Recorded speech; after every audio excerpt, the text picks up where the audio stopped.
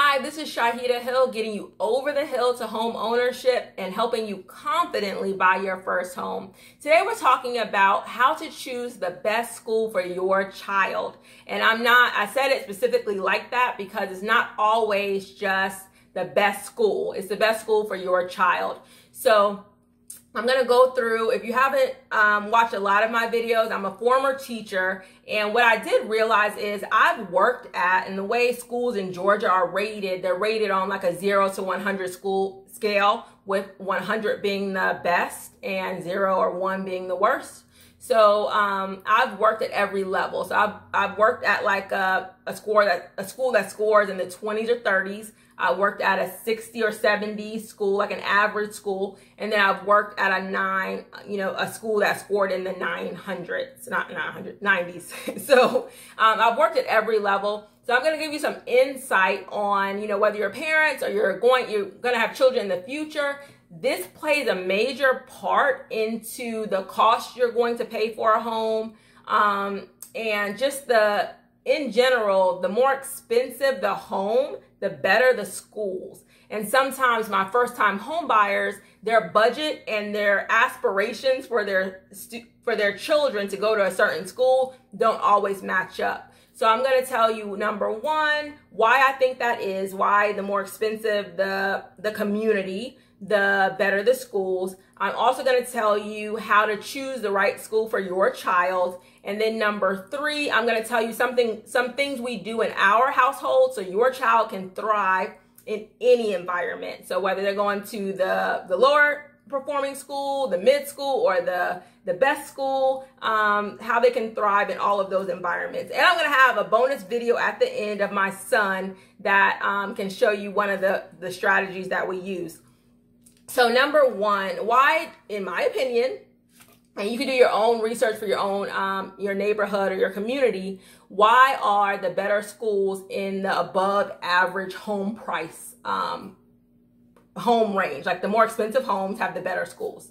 Primarily because I think it is because the students come to those schools more prepared than other schools. And there's a couple of different reasons. One, those parents, okay, so say you have the average, I'm gonna go by Georgia, but you can apply it to any area. So say our average home price in Georgia is $300,000. And that's where the mid-range schools are, the schools that are averaging, okay, on average. And then homes that are a lot below that, or in more rental communities, more below that, they have the lower performing schools. And then above that, so people that are in like $500,000 homes, on average, where the average home price is that, their schools are generally better. And there are a lot of exceptions to that, but it's the preparation. I say that because generally speaking, the more money somebody makes, the more expensive home they can afford. The more money somebody makes, generally speaking, the more education they have. So all of those things go together. So when you're more educated on average, then you have your children, so you make more money, and then you have more money to invest in your children's education from like an earlier point in life. So for the first 5 years, that's when you're going to get the most learning. That's like the most important time. If I am making above like average income, then I'm able to invest in my children's early childhood education. Even before they get to a public school, I'm able to invest in them more money and perhaps more time, those kinds of things, toward their overall education on average. And I know I was scared to do this video because I feel like there's going to be a whole bunch of comments, but on average, this is my opinion. But you do your own data, but just in my experience being a teacher at all three of these schools, that was the case. Now at the lower performing school, and I have these, so I was teacher of the year in 2011 at my lower performing school. I worked there for the most of my time in education. I worked there for 9 years. And I will say this, I was the most trained at that school. The teachers were if you taught at that school, you pretty much could teach anywhere because we had to have the ability to take somebody that doesn't come that prepared and get them to grade level as quickly as possible. So we were in trainings every day, literally every day. So our planning period, instead of just grading, we're in a training of how to teach a teenager how to read. I taught high school, how to teach them how to read, how to teach them when they're low level with vocabulary, all of those things. We had to be highly trained so we could deliver it to the classroom, because we knew that they were coming to us not on the level that they needed to be, and it was always catch up. So if you come in and maybe you didn't have the early childhood education, maybe your parents, because of income things, they're working 2 and 3 jobs, they didn't have the time or the money to say, okay, you get a tutor, you get this. So they're coming in a lot of times, and not all the times. At the lower performing school, students still did well, and they're in their 20s now, and they come to me, they're doctors, they're lawyers, they're, in education. It doesn't mean they didn't do well. I'm just saying the challenges that some of them faced, and they were able to overcome them. So academically, they're just coming, on average, not as prepared as some of the students in the higher performing schools come in. So the teachers are always playing catch up, because I was the same teacher at every school, but I had to meet the student where they were. So for example, in the lower performing school, say I'm a math teacher and I'm trying to teach geometry, but the students are coming to me and they don't know their multiplication very well. Then I have to go back and teach them, multiplication, get them where they need to be, then have them apply it to geometry. And that was the same thing. I was a business teacher for more than 10 years. I taught accounting, I taught banking and investing, I taught personal finance, I taught computer science. I taught all of those classes, but at all times, if I was at that lower performing school, a good majority of the kids, maybe this is a little bit more back in the day, they didn't have the technology access. So if they weren't that familiar with it, then I have to teach them how to use like the basics before I can teach them how to code.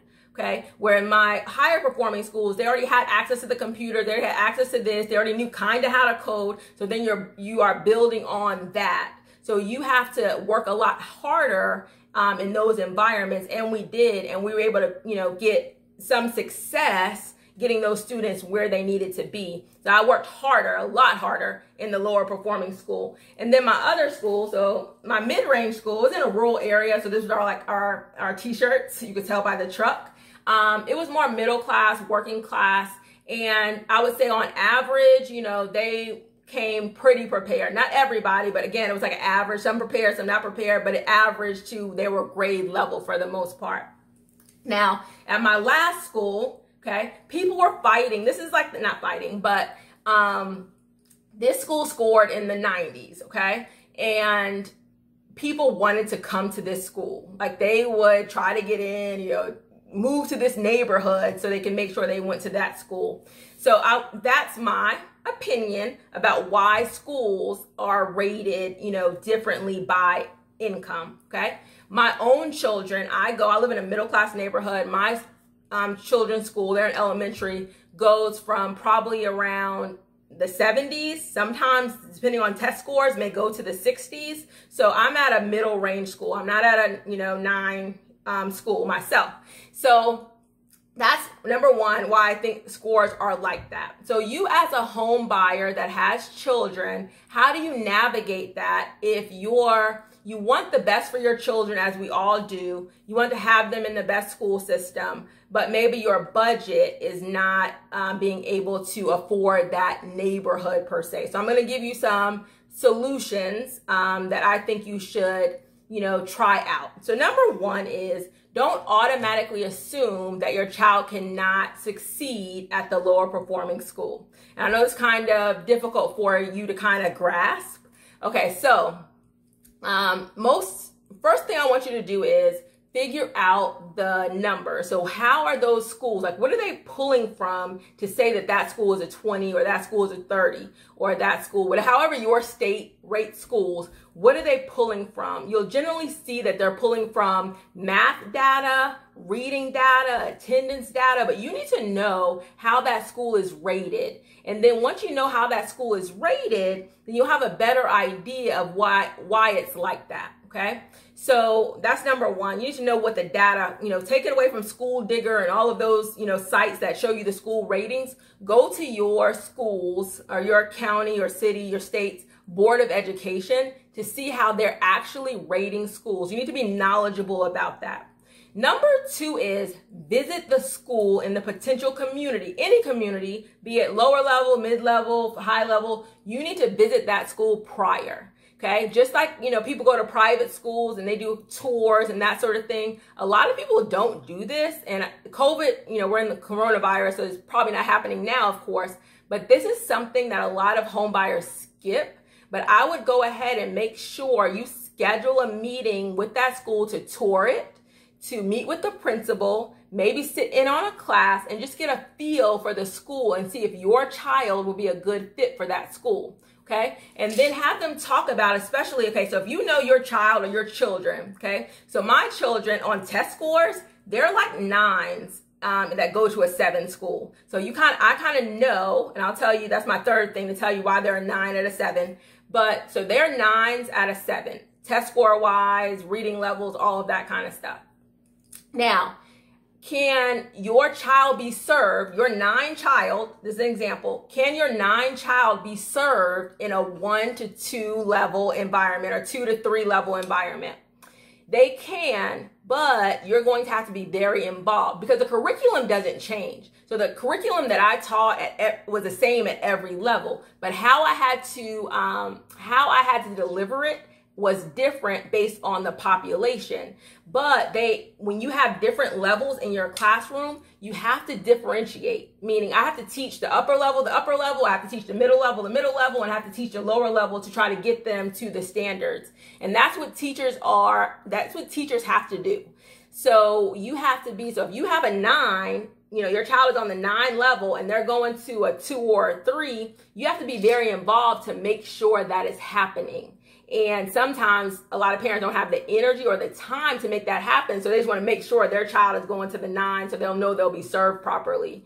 But if you don't have like a choice, it's not going to work out for you, then you're going to have to be very involved to make sure that your child is being challenged on the level that they need to grow. So if they're at 9 and the school in general, most of the kids are in the 2 or 3 range, then that teacher or, the school has to be teaching your child still on the 9 level. They can't teach them on the 3 level if they're a 9, if that makes sense. I'm trying to make it as easy as possible, but that is possible for you to have your child, like the school has to almost do that for your child. They have different techniques. But for example, I taught accounting for probably about 2 or 3 years at the lower performing school, and I would have kids that weren't on the math level to do the accounting, so I would have to work with them separate, and then I would have a group of about 5 or 6 students that were on the level, and they would move on to advanced accounting. So I'm almost teaching 2 classes at the same time. So my upper level students were still getting served at that higher level, but like I said, I worked more. It was harder for me to teach in that environment because I'm teaching so many different things at the same time. So that's what you're going to push for if you're going to have your higher performing child go to a lower performing school, because it is possible. The teachers don't change. The teachers still have the credentials and everything in most cases to go to that school. And at my lower performing school, we had more money than any of these schools because the federal government kind of put more money into those schools because they were lower performing. I'm talking about millions of dollars. So we had more money and resources in those areas than the other schools did because they didn't need as much. Okay. So the other thing that I would do, okay, so say that's not going to work for you. You are not going to have your 9 or 10 or, your upper level child go to a school when on average the kids are performing at a lower level, but you can't afford to necessarily go to that higher level school or live in those higher level neighborhoods. So you're going to want, number one, look into charter school options. So are there any charter schools in your community that you can apply to have your child go to a school where most of the children are on a higher level? Number 2, you want to see what the school choice options are for your city or state.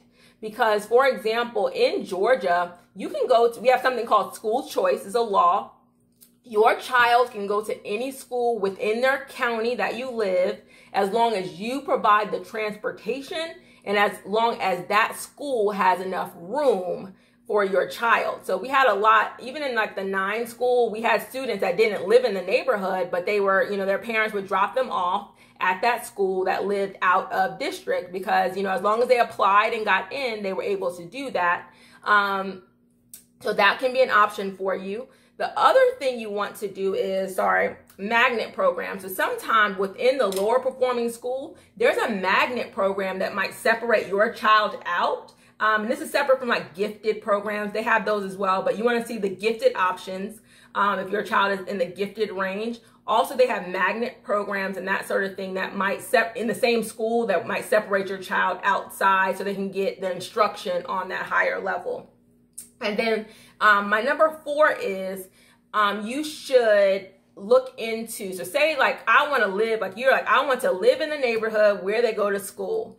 You need to manage your expectations on home. Okay, so for example, if you come to me and you say, I want to live in an area where I know the average home price, say, is $500,000, but you're approved for $300,000, but you want 4 bedrooms, you want a basement, you want a big yard, you want all of those things. We're gonna have a conversation to say, you know what, if the school is more important than the home, like you have to see which one is more important for you. If the school is more important than the home, then you need to manage your expectations on that home. Because I could probably find you a $300,000 house in that $500,000 on average neighborhood, but it's not going to have all the things that you might get in another neighborhood. It might be a lot smaller. It might be a ranch instead of a 2-level. So you have to decide, it might be a condo instead of a house. Because you have to decide, is the school more important? Is the house more important? And that's a decision that you have to make. So don't put it on necessarily your agent to make a house appear in the, the really good school system that's in your price range, but you still want all the bells and whistles that is on your home wish list. Sometimes you have to make a decision and say, okay, I'm going to sacrifice this so my child could live in this community or go to this school. All right, so that's my number 2. Number 3, just on a personal level, how I get my students, how we prepare our children to be able to be academically successful in any environment. So we do 3 things, and I think that's probably, what's really helped them academically. Number 1 is we have no TV or video games or anything during the school year during the week. So Monday through Thursday, our children do not watch TV. They do not play video games. They do their work, dinner, everything. They're not doing any media during the school week. So they're very focused on school and instruction and homework and home activities. They don't do any TV or media. That's open for Friday, Saturday, and Sunday. Number 2, we made sure that they knew how to read. And this is I think this is number 1 of my list. You need to make sure your children know how to read before they get to kindergarten. Okay, so this is going to be a combination of what you do at home and what maybe the preschool that they go to or the pre-K program that they go to. It's very, very, very important because what I saw in the school system is reading impacts every subject. Math, word problems, science, social studies, everything has some kind of reading component. So if your child is coming in at a lower reading level, they're not going to be able to be as successful in every other course. So I knew, just coming from education, coming from those schools where I'm trying to teach a 15-year-old reading strategies or how to decode, different, paragraphs, that my child has to know how to read before they enter kindergarten. I'm not going to wait for the kindergarten teacher to teach or the first grade teacher to teach. I think it's too late. Like, they need to come in knowing how to read. So one of the books that I recommend to every parent that I come in contact with is Teach Your Child to Read in 100 Easy Lessons. It's called Teach Your Child to Read in 100 Easy Lessons. I started both of my children off at about 4 years old, trying to, go through that book, taking about 3 to 4 months. But once you go through it, they know how to read, and then they're able to, increase their reading level very quickly because they already know how to read at the earliest age possible. So, but 4 years old is what, when I started it. That's the video that I'm going to play after I finish this video of my son going through that book. It's only about like 30 seconds, but you'll see an idea of how that book is, and I'll leave a link to that book below. The third thing that we do every summer is we make sure they go over the curriculum ahead of time. So we just use workbooks like this. We don't do anything fancy, but basically my son is going to the 4th grade. My daughter's going through the 2nd grade. We just get those jumbo workbooks that goes over what a 2nd grader is going to have to do. So they come into the school year kind of knowing, and they've had a chance to see the content ahead of time. They know, what they're going to typically learn on that level, and they spend the summer reading a lot, just books. So we go to the library a lot. It's open to TV and that sort of thing, or video games during the summer. It's a lot more relaxed. But by 12 o'clock, they have to read for a certain amount of time, and they also have to do their workbook for a certain amount of time, and there's some little things that they do on the computer for a certain amount of time. So nothing goes on as far as going outside, watching TV until that's done before 12 o'clock. So I highly recommend that. So then they're very prepared going into the next grade, and that's how, I don't think they are, these geniuses or anything like that, but they're able to perform at a higher level based on us putting those things in place, where they are reading at least 2 years above their grade level. They're performing academically 2 years above their grade level. So they are 9 students, even though they go to a 6, 7, or, it's not 6 or 7, but I'm just, I'm summarizing. Their school score might be a 68 or 75, depending on the year. But performance-wise, they are performing based on how the Board of Education at least looks at it. They're performing in the 90th percentile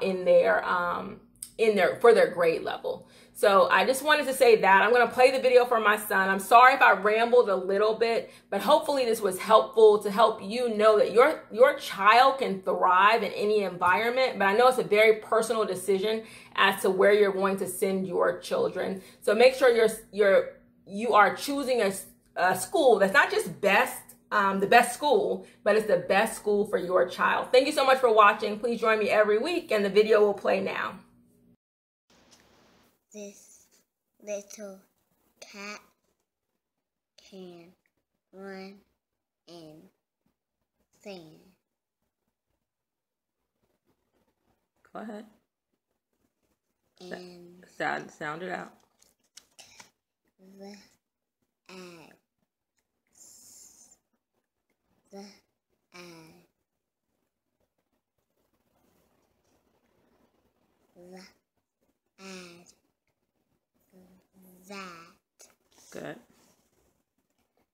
Little cat can eat. What word is that? Put your finger on it. Eat. No. Sit in on sand.